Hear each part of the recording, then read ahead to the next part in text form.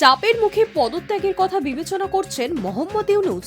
তার পদত্যাগের কথা প্রচার হতেই বৃহস্পতিবার রাতে তার সঙ্গে সাক্ষাৎ করতে যান ছাত্র নেতা ও জাতীয় নাগরিক পার্টির আহ্বায়ক নাহিদ ইসলাম। পরে বিবিসিকে নাহিদ জানিয়েছেন, ইউনূস তাকে বলেছেন, কাজ না করতে পারলে থেকে কি লাভ। হাসিনা দেশত্যাগের পর ইউনূসকে বাংলাদেশের অন্তর্বর্তী সরকারের প্রধান পদে বসানোর ক্ষেত্রে নাহিদদের মুখ্য ভূমিকা ছিল। সেনা ও বিএনপির মতো দলগুলি ইউনূস আর চাইছে না। অবিলম্বে ভোটের জন্য তারা ইউনূসের উপর প্রবল চাপ তৈরি করেছে। ভোট না হলে ক্ষমতা নিজেদের হাতে নিয়ে নেওয়ার বিষয়ে ইউনূসকে বুধবারই হুমকি দিয়েছেন বাংলাদেশের সেনাপ্রধান। এরপরই ইউনূসের পদত্যাগের কথা ঢাকায় রটে যায়। বৃহস্পতিবারই ঢাকায় উপদেষ্টা পরিষদের বৈঠকে ডাকেন ইউনূস। বাংলাদেশের প্রথম সারির সংবাদ মাধ্যম প্রথম আলোর দাবি, ওই বৈঠকেই তিনি উপদেষ্টাদের কাছে পদত্যাগের ইচ্ছা প্রকাশ করেছেন।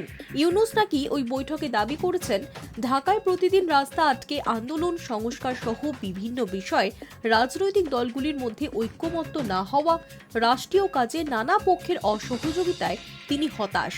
ক্ষুব্ধ ইউনূস নাকি দাবি করেছেন, দেশের বর্তমান যা পরিস্থিতি তাতে অবাধে নির্বাচন হওয়া নিয়েও সংশয় রয়েছে।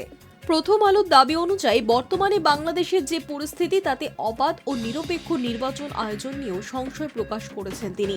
এই পরিস্থিতিতে নির্বাচন হলে ব্যালট ছিনতাইয়ের মতো ঘটনা ঘটলে পুলিশ প্রশাসন তা আটকাতে পারবে কিনা সেই বিষয়ে সংশয় প্রকাশ করেছেন তিনি। তার বক্তব্য, সংস্কারের উদ্দেশ্যে তার আশা, সেটাই যদি না হয় তাহলে থেকে কি করবেন। ইউনূসের পদত্যাগের খবর পেয়েই তার সঙ্গে দেখা করতে যান জাতীয় নাগরিক পার্টির আহ্বায়ক Nahid Islam. Hi News network.